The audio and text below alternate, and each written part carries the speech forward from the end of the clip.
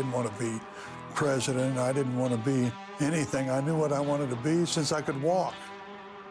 I wanted to wrestle.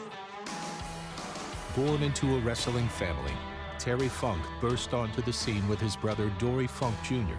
as part of their father's homegrown promotion in Amarillo, Texas.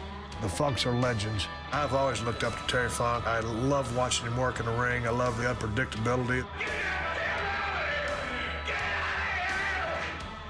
Unbelievable work ethic, and Terry Funk was a great performer.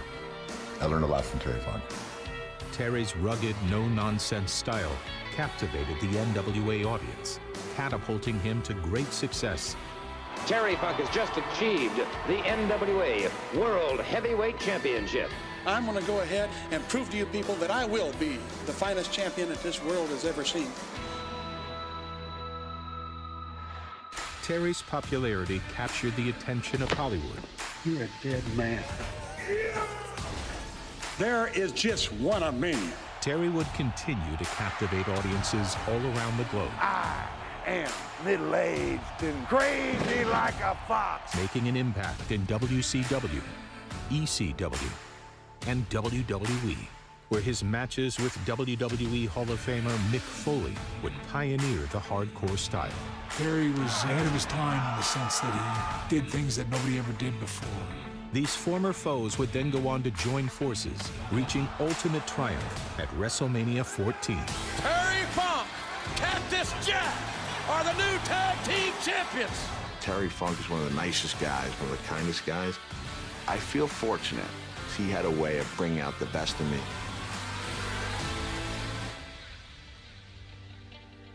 Born into the storied Funk family of Amarillo, Texas, Terry carried wrestling in his blood. But it wasn't enough to simply follow in the footsteps of his father and brother. Terry set out to create something entirely his own. As NWA World Heavyweight Champion, he proved he could stand among the very best, but it was his relentless fighting spirit, his willingness to step into any ring, anywhere in the world, and his refusal to quit that set him apart. In Japan, he became a cult hero, battling through barbed wire and explosions. In America, he was both a traditionalist and a revolutionary, bridging the gap between classic wrestling and the rise of a grittier, more violent style. His gravelly voice, his unpredictability, his aura of authenticity, they all made him a figure that fans believed in, because Terry Funk never gave them anything less than everything. By the 1990s, when most wrestlers of his generation had long since retired, Terry Funk was still reinventing himself. In ECW, he became the elder statesman of hardcore wrestling, leading by example, proving that age was no barrier to passion and that toughness wasn't measured in years, but in heart. It was this enduring commitment that led ECW to honour him in 1997 with a special event, Terry Funk's WrestleFest. More than a wrestling show, it was a tribute to a man who embodied the very spirit of ECW itself, raw, uncompromising, and unforgettable. WrestleFest wasn't just a celebration of Terry Funk's career, it was a recognition of the legacy he had already built and the impact he would continue to have on the generations that followed. Terry Funk wasn't just part of wrestling history, he was wrestling history, and WrestleFest was the night that history stood still to honour him.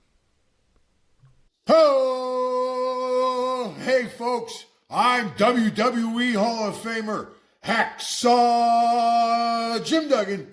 Tito Santana. This is Kurt Angle. This is Bret the Hitman Hart. This is going out to Scott and Holly. You are listening to the Win Twice Wrestling Podcast with Scott and Holly. Oh, it's true. It's damn true. And this holds for everybody. Ho! Ladies and gentlemen, you are about to listen to the incomparable Win Twice Wrestling Podcast with your hosts, Scott and Holly. We always go over, brother, and that's the bottom line. Dig it? So sit back, relax, and prepare to be entertained. Hello everyone and welcome to episode number 86 of the Win Twice Wrestling Podcast with your hosts Scott and Holly. A very good Saturday morning to you, Holly. How are you doing? I'm good, how are you? Yeah, I was a little bit thrown back with the change of hair colour, but I think it works. Gone to the dark side. Gone to the dark side, yeah. I noticed you didn't go to the ginger side. No. Were there any other colour options at play when you... No, just a bit of dark side this It was. time. Okay, next question. Yeah. Is this like your natural dark colour, or is it... This is an darker enhanced? this is my darker than natural. I was going to say, because I didn't imagine that to be your natural hair colour. No. Not from the pictures you sent, of course. But yeah, no, so I think I miss being blonde when I was a kid. Okay. But then again, I had a bowl haircut, but then I also had a normal hairline. So I don't know. It's really You're dealing with a lot of feelings. I know it's a lot of feelings that kind of get brought up in this. My beard isn't great either, so it's not been a great week for me on that front. But I had a dream actually. This is a very strange start to one of these shows, especially. Yeah, well, I'd never been compared to that man before, although I did play him in a school production. More on that in a different time. Seriously, you're gonna have to tell me about that after. Okay, fine. Yeah, I had a dream that I shaved my head. I got so frustrated with my hair. Wow! I just shaved it, and cool. I was like, just fat head, like a spud. It just didn't look good. So I know that train is coming. It is coming in the next couple of years.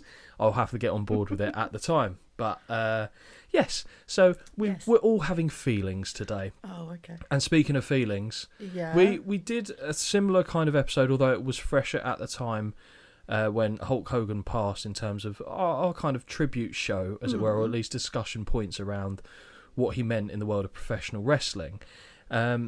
Again, you're a very busy gal. Jet setting, limousine riding, jet flying, kiss stealing, wheeling dealing, all that good stuff. And we were trying to find a show that kind of fit in. I didn't want to necessarily just pick an hour-long show. I wanted to find one that was going to be worthwhile in some capacity. Again, looking on the YouTube archives for the WWE Vault, I saw a show that I'd never seen before. I knew it existed, but I'd never seen it. Yes. And that is, even though what it says on the screen is not what the name of the show actually was, it was Terry Funk's Wrestlepalooza. Oh, yeah. Was the name of the show. Yeah. 50 Years of Funk. And the more I thought about it, because that's just to make you guys aware, that's not what we're covering this episode, that's the next episode. So that show has been watched, trust me, by both parties, and we will give our thoughts on that. Grab a beverage for someone's because I think it's going to. Oh hell yeah! I think it's going to be quite telling from one of the co-hosts at least. But the more I thought about it, the more I thought Terry Funk, such a unique character, even in today's wrestling scene, he's different from pretty much everything else out there. When I think of Terry Funk as a wrestler, I don't think of any imitations. I don't think of anyone who even kind of adopts mannerisms of his. He feels like a kind of a standalone pillar in professional wrestling. And the fact that his character, you could see being portrayed now in wrestling and it wouldn't necessarily look out of place. But bear in mind, he's been doing this shtick, or was doing this shtick, since the late 60s, early 70s, when he started out. And I just thought, do you know what, it'd be an interesting character to kind of talk about, because you have relatively limited experience with Terry Funk. So this is going to be a challenge for me and my vocal abilities. The only stuff I've seen of him is where he's featured in any shows that we've watched. Exactly, and I was aware of that. Yeah. But prior to okay, so let's start. I know his name, that's about it. So this is kind of a little bit of a tribute, or at least a discussion point around Terry Funk. So I'm going to pose questions that I think you'll be able to answer, and just kind of talk about the man in general. I do just hope today, though, that She Only Knows the Rock Guide isn't listening, because actually he might be valid in this one. Yes, it will be a challenge, but we'll make it work. You said in the shows that we've seen, that's your only kind of interaction, or any time you've ever seen Terry Funk. Were you aware of Terry Funk prior to the show, even by just a name? The name rang a bell, but you couldn't say absolutely why and where from. No. So when the first show we would have seen him in, would it have been ECW One Night Stand? Sure. That's conviction right there. He's actually featured in more shows probably than you think that we've covered. Yeah, so, probably the issue we've got is I don't remember. Well, I can give you a couple of the shows that we've definitely seen him in. So ECW One Night Stand. Yes. The first iteration of that show, which was headlined by Rob Van Dam and John Cena in the main event. Oh, okay. So I think that was one of the very early ones. It might have even been the first full episode that we did. Okay. Terry Funk was in that. He was in a tag team match alongside Tommy Dreamer against Edge and Mick Foley with Lita. That was the assets being gravity defying. Yes, I remember that. Yeah. So that was your first introduction to him. He's already well into his 50s, if not 60, at the time. I'm trying to think how old he would have been. I think he'd have been knocking on the door of 60 around then, which is incredible. Yeah. He looks it, to be fair. Yep. You know, I'm no oil painting. I'm not trying to, give him a bit of a character assassination. But he very much looked like there was a lot of miles on the clock, shall we say. Mm-hmm. Other shows we've seen him in, WrestleMania 2. Yeah. Him and his brother in tag team action. Okay. Remember they had the 3 venues around the country. Each did like a third of the show. I think they were, I want to say like the second to last match technically that went on, and it was him and his brother, and I cannot for the life of me remember who they went against. I don't think it was the Bulldogs. Maybe it was the Bulldogs. But so they were there, and this was when Dory Funk Jr. was going as Hoss Funk for some reason in the WWF. Oh. And I loved his European uppercuts, but more on that in the next episode. Mm-hmm. We also saw him in Saturday Night's Main Event. Funny enough, when I'm listening back to our archives, just as I try and like pick up things, that I can improve on, anything that I can do differently that might make it more enjoyable, shall we say. I'm actually round about that episode now watching it, and it was when he went up against Hulk Hogan for the WWF title, like the midway point of the show, as they want to do on a Saturday Night's Main Event. Yeah. Junkyard Dog was in in Hulk Hogan's corner, made sure Jimmy Hart sat in the chair, which was very enjoyable to you, as I can remember. Right, yes, okay, I remember that. Yep, and obviously we will have seen him in 50 Years of Funk. You've only ever seen, obviously, this aged veteran. I mean, to be fair, the mid-80s, he's still of age. He's in his mid to late 40s around that time. And everyone looks old. We've said this before with other stuff, but everyone looks older then. First question, actually. Go on. Who looks older, Terry Funk or Dory Funk Jr.? Oh, absolutely the latter. Of course. And he is older, so that's fine. Yes. But yeah, more on them specifically in terms of their relationship and what they did in wrestling as we go on. So for me, my first introduction to Terry Funk would have been as Chainsaw Charlie. Okay. Growing up in the Attitude Era. That's another WrestleMania he was in, because I was thinking Terry Funk shows. He was in WrestleMania 14 in the dumpster tag team title match with Cactus Jack against the New Age Outlaws. Oh, okay. Yeah, and where they won the tag team titles. Yeah, okay. So that would have been, was that 98? I think that was 1998. The year after this. After this supposed retirement show, right? Yeah, exactly. Okay. Well, there's a bit with Terry Funk and retiring where it's his last match until his next match is basically the theme for that. But after having kind of seen him as Chainsaw Charlie, then I was kind of introduced to his work in ECW. Again, we'll kind of touch upon some of these points as we go through. And it's a career that has almost, granted, it went on for what they're saying, like 50 years, 40 years, however long it might have been. He grew up in a wrestling family anyway, but it had so many different, and I'm going to use a wanky word here, stanzas. Oh. There was like, you could almost say he had 4 or 5 different careers in his one career, because he was in such vastly different scenarios competing. And it's not like, for example, let's use a modern day comparison. John Cena, okay? So granted, we're not talking 40, 50 years or anything like that. But John Cena, for the entirety of that time, has been, and I'm not dissing him on this, doing the same thing in the same environment. It's rarely felt different, if that makes sense. Sure, there's been some matches that have kind of been a little bit different, but for the most part, same with Randy Orton. They've been there doing their thing in a routine fashion. Whereas Terry Funk grew up in the Texas wrestling in Amarillo, where he grew up as a kid. His dad was a wrestler, so Dory Funk Sr.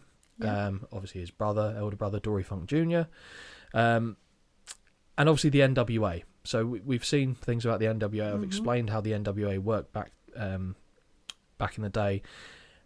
And what I find fascinating about that is because he was fairly, I don't want to say generic. No, I will say generic. When he came out the gates, when he first started wrestling, there wasn't that edge that he would later have about him. And did well with his brother as a tag team, but also, so his brother became NWA champion. So as I mentioned before, the NWA have to vote as a committee for who they think that should be the next champion. Dory is far more traditional than Terry. And I think you can see probably elements of that play out. Granted, we've only seen relatively limited amounts of Dory Funk during this show. We saw one which we're going to cover in the next episode, and we saw the WrestleMania 2. I don't think he's appeared on any of the other shows, but I could be misremembering. Terry Funk, I'd like to know, and you never will, if it was his natural personality coming out, because by all accounts he's a sweetheart, genuine sweetheart, got time for everybody, really pleasant, always polite, etc. Did he see, well, I don't want to try and imitate what my father and what my brother did, so I'm going to just take it a different angle and try and carve my own path? Do you think that potentially, without knowing obviously the individuals involved, do you think that was, does that strike you as a logical choice that he would have kind of landed on? Yeah. To kind of make his own niche and see if it worked? Because it could have ended. It could have gone the other way. Yeah, it could have done. Not landed at all. Yep. But yeah, I guess especially if there's a brother that's doing so well, you don't just want to be the same and then be known as the brother. It's that sibling thing as well, and your dad as well, to be fair. And it's that sibling thing as well, where I find if a sibling does really well in pretty much anything, the elder sibling, I should say, the younger sibling will kind of look at that and go, I'm not following that. I'm going to then just take something different and try and work that, because if I try and compete with you on that, I'm probably not going to come out the better, and I want to be out of the shadow and kind of define myself in a different manner. And I like to think that is what Terry had his finger on the pulse and thought, let's lean into this. I can make this work. And it did work well for him in the end, because ultimately he also became NWA champion. So that same committee that put his brother in place, I believe, correct me if I'm wrong, I think he took the title from Jack Briscoe. So Jack Briscoe is a name you won't be familiar with, but you'll know his younger brother, Gerald Briscoe, who was one of the stooges for Vince McMahon with Pat Patterson. So you know all those two guys? Yes. Yep. So the one that isn't Pat Patterson is Gerald Briscoe and his elder brother Jack. Very good amateur wrestler as well. Very traditional. Again, keeping with the NWA theme, same as Dory Funk Jr. And Terry Funk was awarded the title off him. And it's interesting because he wasn't quite off the beaten path yet in terms of a character. He was still fairly vanilla. So what I just said a second ago about him choosing to go off the beaten path, maybe that was after the fact he went, well, I've done this, let's see where else I can go with it. So he maybe felt like he'd accomplished what he could in its entirety as that generic, kind of relatively generic character. We mentioned it before about his retirement. I know you had a little bit of a Google, eh? Oh, of course. I imagine his many retirements was one of the things that came up. Would I be right? It said that it kind of, after a while, started to turn into his gimmick. Yes. Being that he's going to retire here, then here, then here, and then here. Yes. And one of his early retirements, it might have been his first retirement, was in the 80s. Jeez. Believe it or not. So this was, I believe, I'm just trying to make sure I'm getting my chronology. There we go. Right. Because obviously he'd gone to the WWF in the mid-80s, around Saturday Night's Main Event, WrestleMania 2, so we're talking, 85, around there, 85, 86. And I think it was 1989, so it was definitely after that. So one of his first retirements was when he came back to the NWA. He was talking about jacking it in, and he even worked on commentary a little bit for the NWA. Okay. And there was a title match which Ric Flair was involved in. Ric Flair was actually playing a good guy at the time, which was fairly rare in this period for Ric Flair. I can't imagine that. He would have small periods where he would be a good guy, and it worked. Yeah. But he was always better as a heel. Yeah. after he won his match, and I remember this vividly, this is one of my takeaway standout moments for Terry Funk, is after the match is done, Terry Funk goes into the ring, congratulates him, he's retired, attacks him. Can't bear to see what Ric Flair is, standing as the NWA champion, attacks him, takes him to one of those tables that are next to the ring, as he always does, he loves, and pile drives him on top of it, and the table doesn't break. So it's a really awkward landing, but I vividly remember, and the crowd were so fully invested into what they'd seen. They never, because he hadn't retired 15 times up to this point. Right, okay. So to see Terry Funk, and he was, again, on commentary, he wasn't playing a heel commentator, he was just doing commentary, to attack him, and then it led to a match which was actually very good, and it's one of the matches of Terry Funk that I would probably put before you and say, again, you might not like it or appreciate it in the way that I would, but it's an engaging outing, especially with Ric Flair as well, who you've not seen the best of either during this this journey, shall I say, that we've gone on through the podcast. So when you're Terry Funk and you've been NWA champion, you've kind of carving this niche for yourself as a bit of a middle-aged and crazy. Even if you think about the promos that we saw on Saturday night's main event, where he had, was it the dip that he had like leaking from his mouth? He spits it at the camera as well. Yeah. And he started to kind of really lean into this wild and crazy Texan persona. Bit like Stan Hansen, actually, who you won't be familiar with, but again, very big, rugged Texan who would always have dip and was, again, outside of the ring, sweetheart, but don't fucking cross him. He's the one who punched Vader in the face and his eye popped out his skull. Oh, that's Stan Hansen. So similar character, but Terry Funk obviously doesn't have the same frame necessarily as Stan Hansen. Interesting point actually about kind of the Amarillo, Texas area. So many of the professional wrestlers that came from the Texas area at the time had a college football background, and like good college football background. Stan Hansen being one of them. Both the Funks had college football backgrounds as well, and the likes of Bruiser Brody had Texas college-based football background, and obviously they're kind of linked with each other just from being locals, and obviously coming up from a similar method, other than the fact that the Funks had a wrestling heritage already with their dad being in the business. And then Terry Funk kind of goes on a bit of a tour, I guess you'd say. And he is revered, I would say, as much in Japan as he is in the States. But, and bearing in mind, so let's ignore what he does in ECW. That's still to come. In Japan, he becomes known as this deathmatch wrestler with the likes of your Mick Foley's. Yeah. And Mick Foley idolised Terry Funk growing up as well. So that is very much a natural relationship between the two of those men. And I can only imagine how hard it hit him when Terry Funk passed away. There's, again, let's touching upon their relationship. We haven't seen the match yet as part of the show. I know you'll have seen clips of it and you'll be aware of the match. You know the Hell in the Cell between Undertaker and Mankind? Yeah. So there is points in that match where people are so concerned about the health of Mick Foley, like they think, is he dead? Is he what's happening?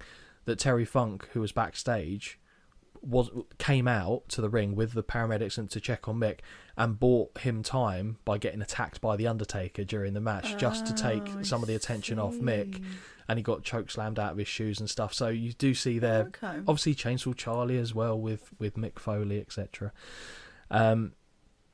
Completely take myself away there, but yes, obviously they kind of really started to have battles in Japan with barbed wire death matches. There's like there are promotions in Japan that are purely built around this. Gentleman by the name of Anita, who created a promotion where he was unlike pretty much everyone else in Japanese wrestling in terms of the fact that this was his bread and butter. He is John Moxley is better rounded in many respects, but I don't know. You see the type of violence that he has in his matches, and I just think Anita in Japan and that whole scene, and there's a market for it, sure, but to me that's not what I'm interested in seeing as a spectacle now and then for that kind of oh my god factor. Fine, but if you're doing it frequently, I don't see the what you get out of it. It just seems like sadomasochistic stuff, to be honest. But and you know, if that's what you want, fine. Not you specifically, but one. Yes, thank you. So from going from like the NWA, which is such a traditional company where everything is rooted in, and I'm going to use air quotes, the realism of how professional wrestling can look, so it looks like an actual contest, a struggle. Right. To go from that to being like hardcore, like a hardcore icon, is such a contrast. And it's a very different style of working as well, obviously, because you're basically bracing yourself to take impacts with chairs, barbed wire, bats, all this kind of stuff. When you're at that age, what do you... And I'm going to pose this to you as a question. What do you think... Not because you're that age, before you get carried away. I'm not. But okay, let's think about this. If you were... What do you think would make someone go, this seems like the right avenue for me to go down now? I really don't know. Because logically it makes no sense. Logically to me, I'd be like, I am winding down. I am 100% taking it easy. But I don't know, because part of me also wonders if maybe it's if you've done something for so long, how do you not do it anymore? I think you've absolutely hit the nail on the head for a very widespread issue, shall we say. Well, I'm going to call it an issue in professional wrestling, insofar as so many people don't know when to stop. Well, it's like, I mean, you've still got Ric Flair trying to go every now and again. That is like the walking example, an advert for what I'm talking about here. And there's a couple, I'm sure there's multiple facets that impact someone's decision on this. One is the financial side. You don't build up a pension when you're wrestling, which I still think is odd. Like, you'd think if WWE trying to become this massive, you know, family-friendly company, everyone's, you know, loves working there. By all accounts, it's a better place to be. Wouldn't you put something together? I know they have Legends contracts. But I think if you could look through that roster, and not someone who's there for a cup of coffee, but the people that have done you well, been there for a long time, just make sure that they're okay in retirement. I don't know. That strikes me as, you know, I'm not saying unionised, but Jesse would be all over that. But I feel like it's something that's missing in terms of how wrestlers are looked after. So they know they don't have that nest egg to fall back on, because they're paying for travel, medical, all the stuff that goes into, you know, full package of being a professional wrestler. Yeah, I suppose if you're also the I don't know about the family situation, but if you're the one that's going out working and earning that money, and then if it's not coming in anymore, where'd you go? What happens to who you're providing for? Well, quite right, because obviously usually if you're on the road as much as these wrestlers are, the wife or partner, whoever it is at home, is probably not necessarily working. I'm not saying they're not, but their primary function will be to make sure that the kids are okay, because let's be fair, almost every wrestler that is in the business seems to have a kid at some point, or multiple, with sometimes multiple different partners, but that's another issue. So it strikes me as odd that you'd potentially take on a more dangerous style at an advanced stage, and I'm using advanced stage loosely because he wasn't like on death's door or anything. No. It strikes me as odd, especially when you think about the medical side after the fact. Yeah. Another thing, though, is do you think it hides a lot of the shortcomings of the things that maybe now you can't do in the traditional side of wrestling? Like, I can't be suplexing people for 25-minute matches. I can't be doing it because it's going to exhaust me, whereas I can walk around, throw a chair at someone, sell the chair, carry on walking. Is it weirdly... And I don't mean it to sound, you know, I'm dismissing it as an art form or whatever you want to call it. Is it an easier type of style to perform in? We'll never know because we don't do it. But to watch, sometimes, as much as there's the injury side of it and the blood and all that gross stuff, but like actual wrestling wise, it's a light touch, isn't it? A bit less to do, maybe. So maybe it gives as much as it gives more for the performer than it does take away. There must be a trade-off, because otherwise you just still do the same as you were doing. Yeah, exactly. Before, surely, unless again you read the tea leaves and thought this isn't working, I need to change it up. Yeah. But Terry Funk has like mythical status in Japan. Yeah. And it was kind of on the back of the stuff of what he did in Japan, ECW were kind of starting to make waves in the 90s. And to bring in someone of Terry Funk's caliber, and we see it mentioned in the show by Paul Heyman, it cannot be underestimated how big that was, because ECW was always the land of the misfit toys and the broken parts, etc. But they didn't have any. Their top stars like your Rob Van Dam, Taz, even if you want to put Shane Douglas, those kind of people in there, Tommy Dreamer, they're apart from Van Dam, who I think is a kind of cut above, they're all quite, again, I'm going to say not in a derogatory way, niche. Okay. Like, they don't feel necessarily big time in that environment, but bringing in the name of Terry Funk and having him compete and make these people look like $1 million really benefited. Like, a high tide rises all ships, and I feel like Terry Funk being there elevated everyone else who was in that company, because they were competing with him, they were in matches with him, and it's that rub, isn't it, effectively, by just being associated. Oh, I see. So, not saying they're riding on his coattails, but the benefit of him being there was immeasurable in many respects. And not only that, he became the ECW champion. So I don't know if you were aware of that, but he had some brutal matches in ECW where, I mean, we saw him get kind of caked in that barbed wire and have to be peeled out of it, even in the WWE version. Vile. It's not even, fortunately, the worst injury I saw in an ECW match, well, two actually, both happened to the same person. One of them was involved in a match with Terry Funk. So Sabu, Terry Funk, barbed wire, no ropes match. Funk is backed into the corner. Sabu does the air Sabu thing where he puts the chair down, poetry in motion style. Funk moves out the way, Sabu hits the corner, and the issue being, and I never realised this, but it makes sense, there's different grading to barbed wire. Oh, I'm not gonna like this. Yeah. So when you see a normal barbed wire match, it's the low grading, so in theory you can do that and it won't, there's like a sharpness there, but you can grab it and it's not gonna, appreciating I was just gesticulating like I just had my hand out clawing. Weird. Okay. But it's the low grade stuff. Right. Obviously, it still looks nasty, but it's not going to be as challenging. Okay. For this show, they hadn't brought the barbed wire with them, so they had to send someone to a Home Depot store.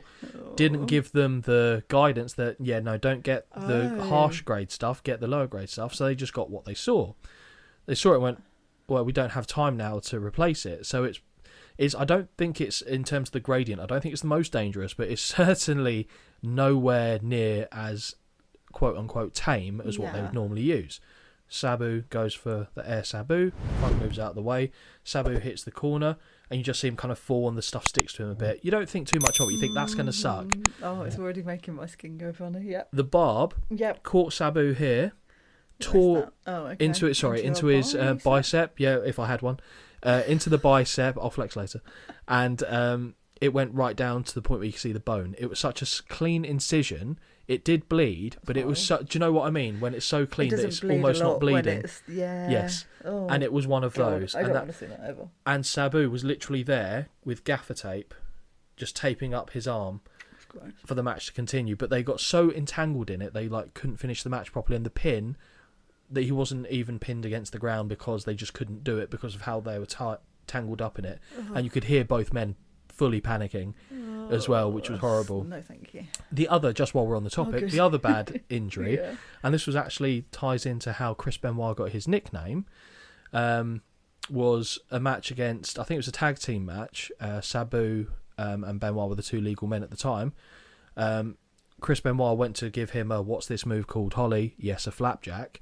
Sabu, in the air, decided, I'm going to go over like it's a back body drop.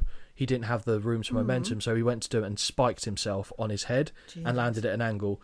And you see Sabu roll out the ring and start pointing at his neck, and he'd broken it. And that's where Benoit got the nickname, the Crippler. From it genuinely wasn't his fault. No. Like, you could see Sabu go up and then be caught in two minds about what to do. Oh, that makes me go funny. But that's why it was like the Crippler crossface, and he was called the Crippler. Right. I may well have mentioned that to you in the past, but I can understand you not retaining that one.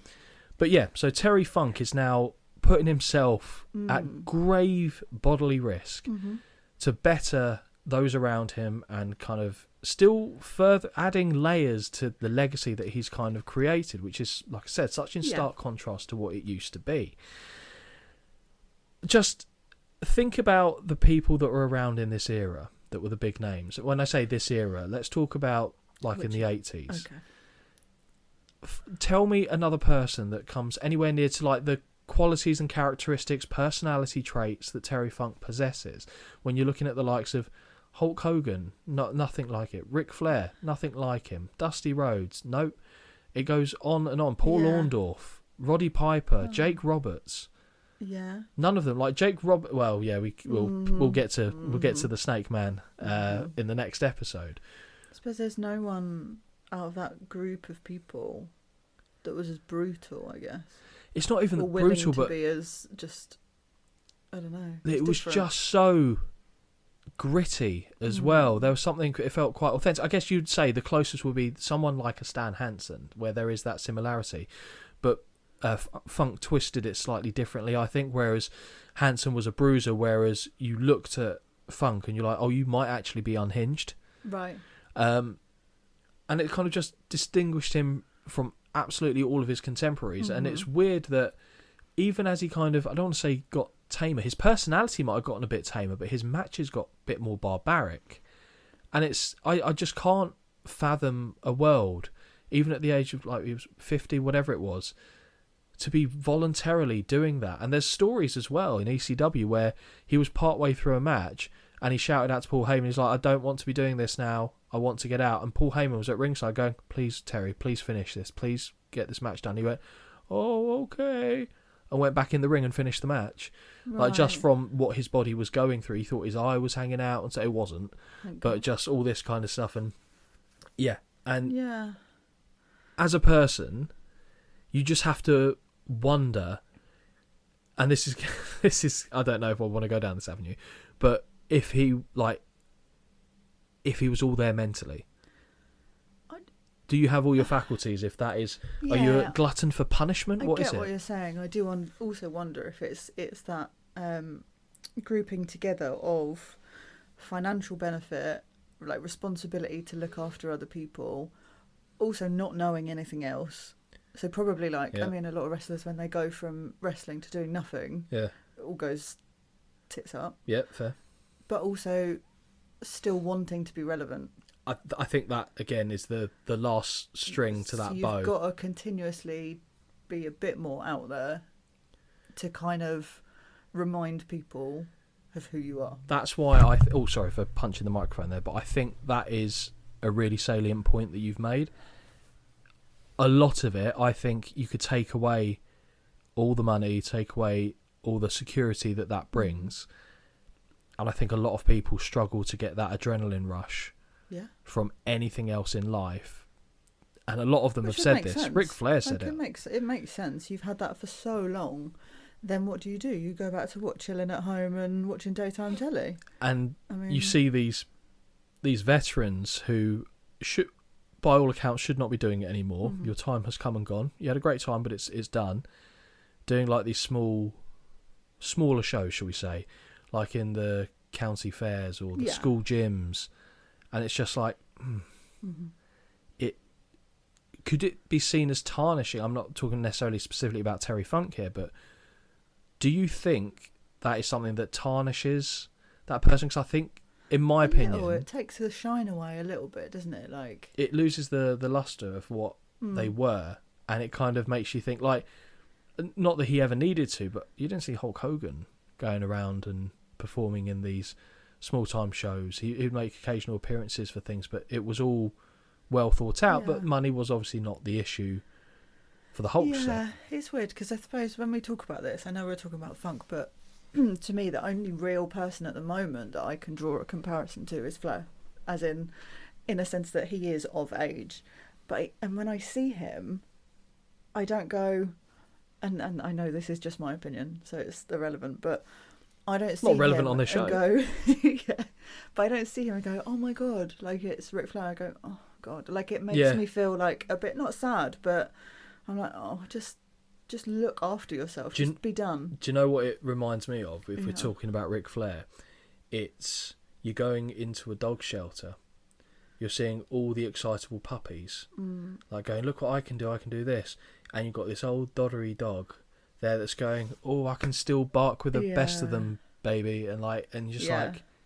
And I think for me, that's where I draw the comparison of, I mean, for him, I'm imagining, it could well be wrong, money's not an issue, but I don't know, who knows. For Ric Flair? But it's an issue. I mean, but it's you know what I mean? issue. To me, it's when I look at him, I think he just doesn't want to stop. Like, he just doesn't know anything else. Yeah, I think it's the limelight side is a big thing, but I genuinely think for certain people it's the love of the game as well. Yeah. And I do think actually that was a driving factor for Funk. I think he just loved pro wrestling so much that he couldn't see himself not being involved. And of course he eventually did retire. Yeah. So it's the Flair. I'm so concerned about Ric Flair.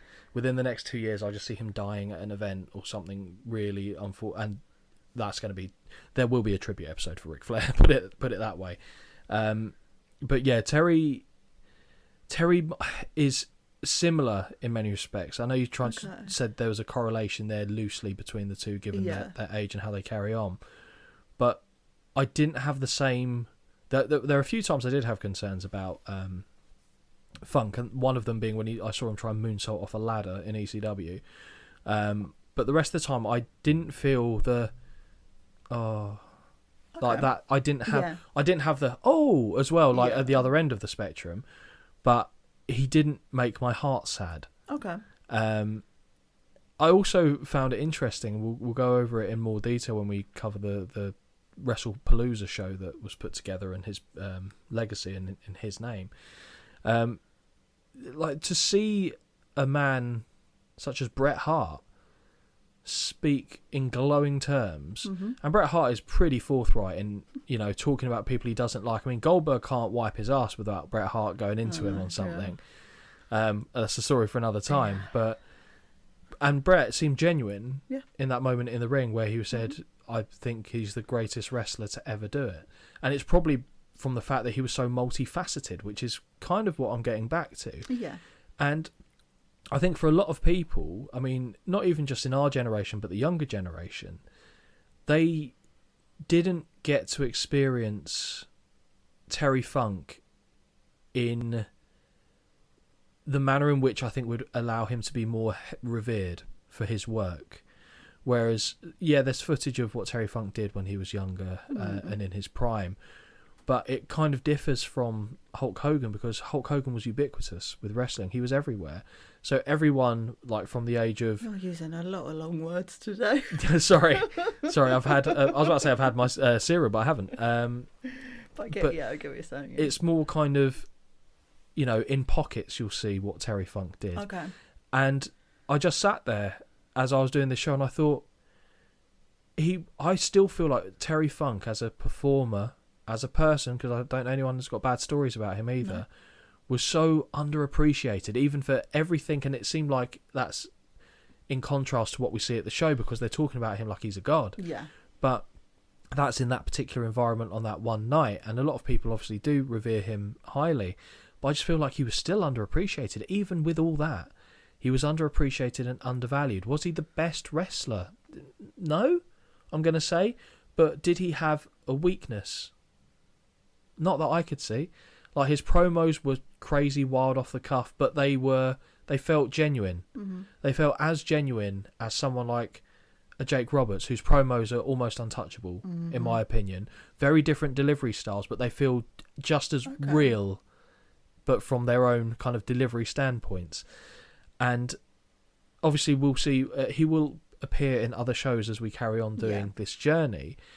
And I know you had very limited experience, so I am gonna be passing it over to you in a sec, but not to panic you. No, I can see the fear, the absolute fear in Holly's eyes, just to kind of get your stance and what from your brief kind of research, let's call it, your kind of online analysis, whatever you want to term it as, just what struck out to you, not having the same kind of exposure as myself to him. What struck out to you about Terry Funk?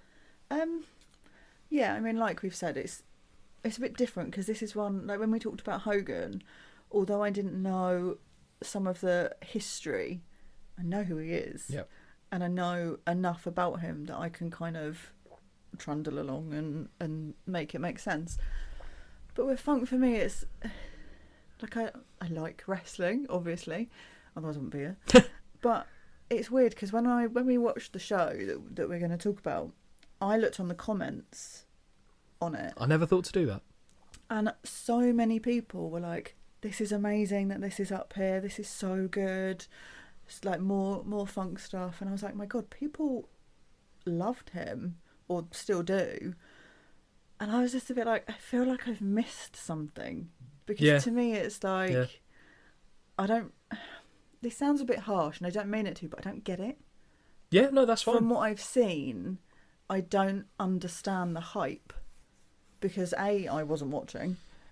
And when I was watching, that era was done. Yep.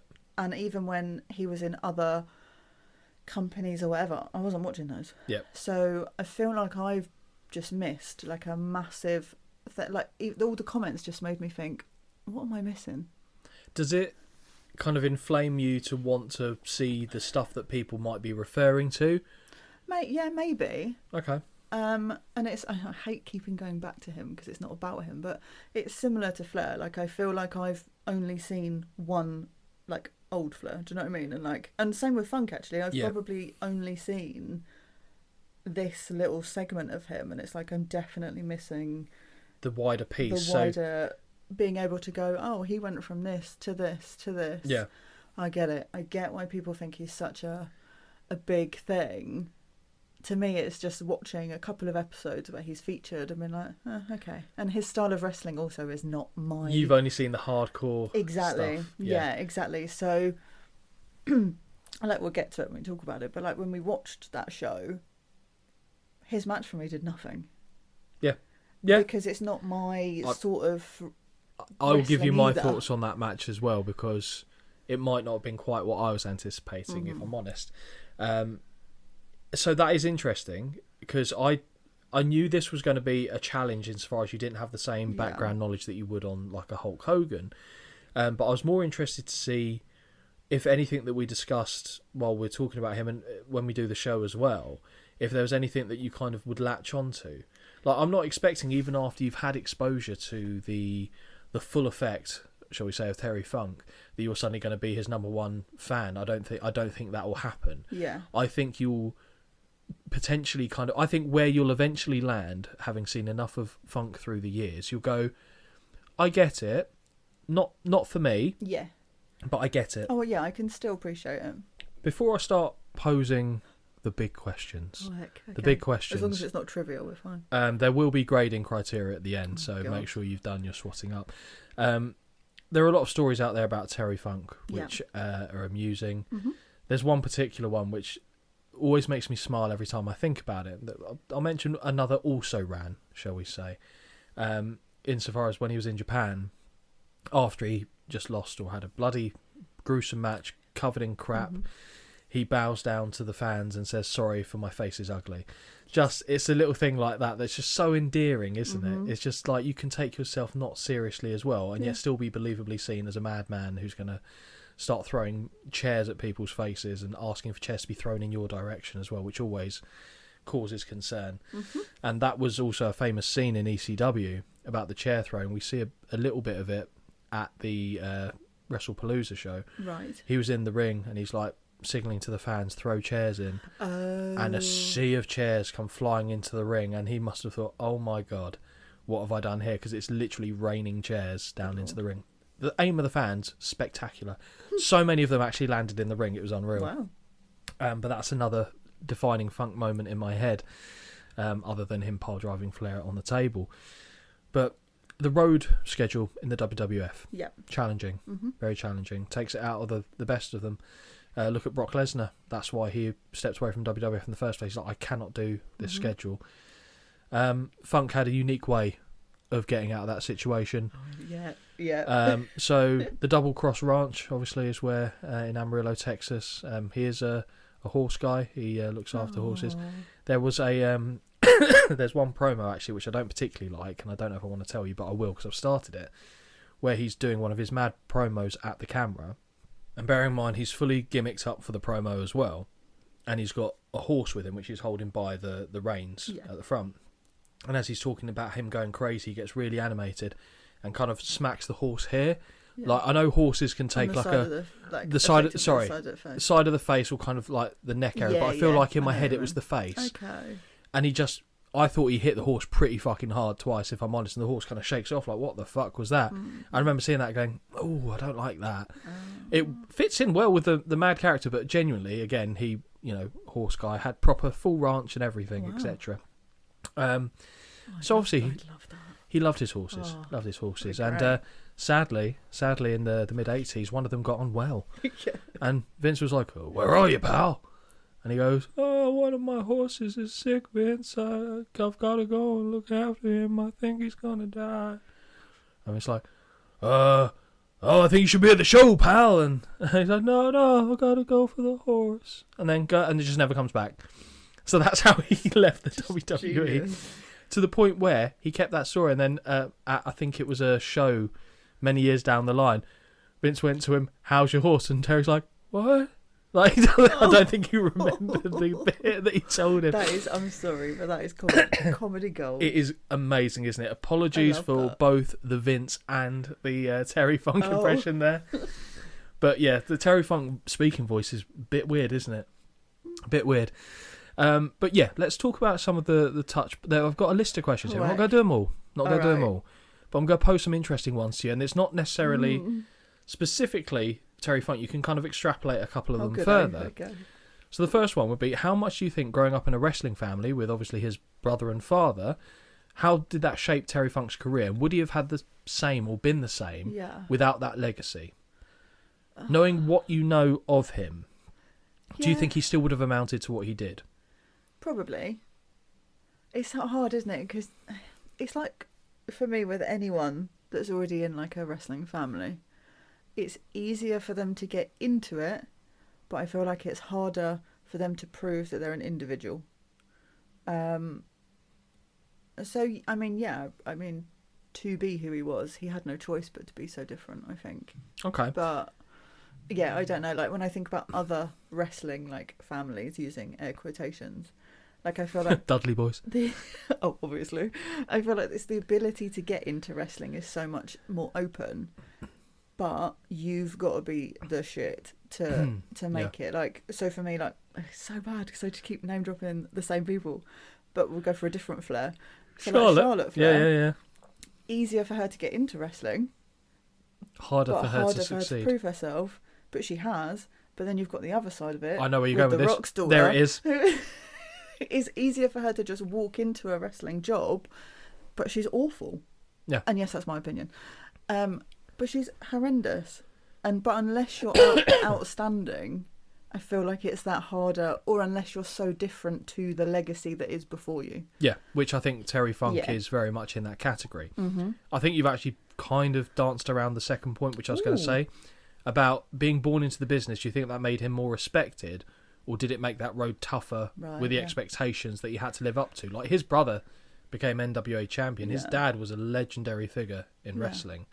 I'd say it's always a higher expectation. I don't even think that's limited to wrestling. I think if you want to put that into any sport, football, like anything, if you come from someone who before you was very good, you've got to be much better than them to even get the same sort of appreciation, I think. Now, this one's interesting. So, do you think his wild, brawling style clashed with NWA's more traditional image, or do you think he was ahead of his time? Do you think he was intentionally trying to be a trendsetter? Yes. Right. I'm just throwing you off. Okay. I don't know. If I'm going to take a guess, which it's going to be, because I'm not going to know. No, you have to know the answer. You have to be definitive. I think maybe trying to pull it into a different direction. Maybe. Or was that just all he knew? Maybe. Yeah. I really don't know. That's a thinker. It is a thinker. Here's now this is one of my favourite questions. Oh, good Lord. Personally. So with his work in Japan, could you argue that Terry Funk was one of the first true global wrestling stars? I knew you were going to ask me this question, because I've got no idea about that side of this him one's a either. hospital pass, I'll be honest. So I haven't got a clue. Okay, fine. So I will give my take on that.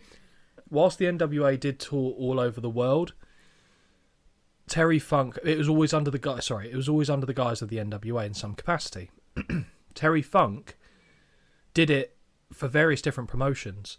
He was like a globetrotter in some respects, where he would appear in all these different companies around the world. Yeah. And I think, depending on how you define global superstar, yeah, I think he could very much be considered one of the first global superstars. Obviously now it's a bit different. The game's changed insofar as like WWE is a global brand, and there's that term again, brand. But it's so what I consider to be a global superstar now isn't what I would consider it to be back in the 80s, let's say. So I think so. I really liked that question when it came up. I thought that was a really good one. If I'd known an answer for it, I would have enjoyed it. Brilliant.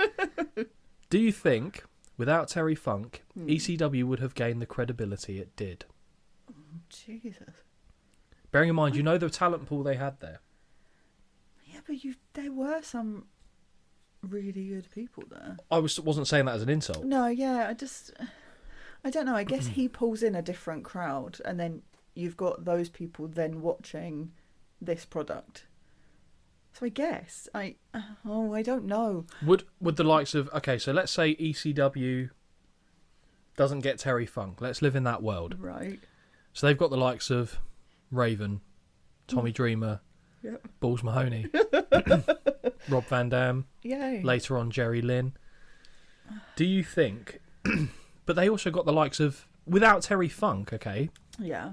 Do they get the likes of Eddie Guerrero, Dean Malenko, Chris Benoit? Yeah. Does that give them the platform? They go, well, this is something that I can, because then ECW was used as a springboard to go on to bigger and better things. Yeah, I mean, if we're gonna position it like that, then probably not. But yeah, I don't know. You never know. I don't know if it wasn't Terry Funk. Who else would it have been? Who else? That was going to be my follow-up question. Well, I won't know the answer to that. Well, weirdly, there was a very brief time where a couple of shows were competed at, or at least made an appearance by Dusty Rhodes. Right.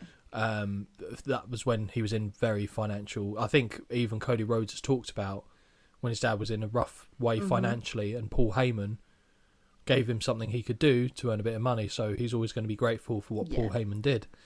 I don't know. It's because it's difficult because the Funk style of working was like hand in glove in ECW. So even if you had a veteran head, do they have the same repertoire at their disposal? Probably not. Yeah. It's weird, isn't it? Because you're never going to know, but it's...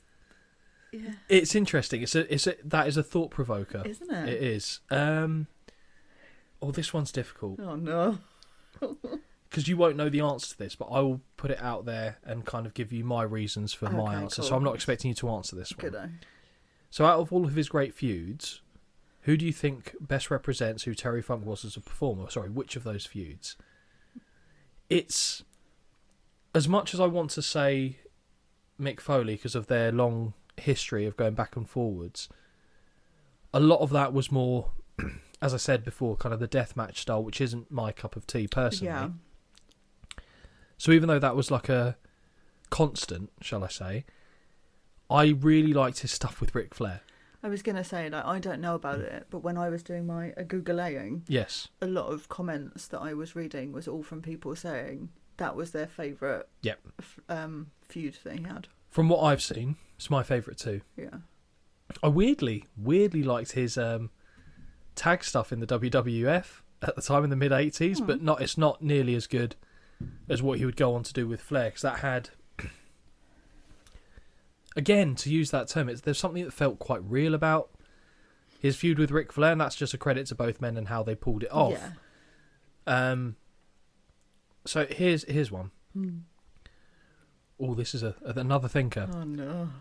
What does it say about Terry Funk that despite his violent image, everyone remembers him as a kind, humble, and polite man backstage? I just think that means he was just a nice person. Like, gave time to, from what I Googled, he sounded like he was someone that would give people time. Nice guy. Even after, like, the stories and stuff where he's had, like bloody matches and stuff. there's still that respect level of this is what we're doing it for. It's not because I don't like you in the sense of, you know. I think as well, he was never possessive of his spot. Okay. I don't think he was ever concerned that, you know, Joey Bollocks or whatever, whoever's coming up behind is going to take that spot. Right, okay. I think he'd carved such a niche for himself. He was fully comfortable knowing that I'm always going to have something to offer that someone can't necessarily replace, and therefore I don't need to try and go, well, I need to keep you down, like the, dare I say, Hulk Hogan approach of keeping those around him down. True. Whereas Terry Funk was more like a builder up. Oh, I can kind of make you something. Oh, I can kind of make you something. Yeah. And I feel like his complete relaxed demeanour around his position and what he had to offer, I think a lot of people could learn from that. If you're so confident in your own skin, basically, in your abilities, you don't need to worry about what the other people are and aren't doing. True. Because you know what you're bringing to the table and what you're delivering. And I think he seems almost, I'm not saying there aren't nice people in the wrestling world, because there obviously are, but in a world full of like cat fighting, politics, bitching, nasty work, he seems like an anomaly. Yeah. Like he stands out from pretty much all the contemporaries on that front as well, which again makes him very unique. And he didn't lose himself in his ego, which I think is probably very easily done, not to diminish, because obviously I've never been in that world, so I wouldn't know. I'd like to think I wouldn't, but you know. If you've got people telling you you're great all the time, at some point you're going to surely think, oh yeah, maybe I am. And yet look how humble he was at the show that was in his name, dedicated about his legacy, being given a title that said heavyweight champion for life. Yeah, that and he was looks very kind sweet. of he looks kind of sheepish, like a bit embarrassed by it. Yeah. And I think that says a lot about the man, which is really nice to see. And it kind of gives me faith. Okay. Because you hear a lot of bad stuff come out of wrestling. Now, then, forever together. And it's nice to know that there are still some beacons of good and positivity in wrestling. Yes. Sorry, I just had a fly literally land in my face.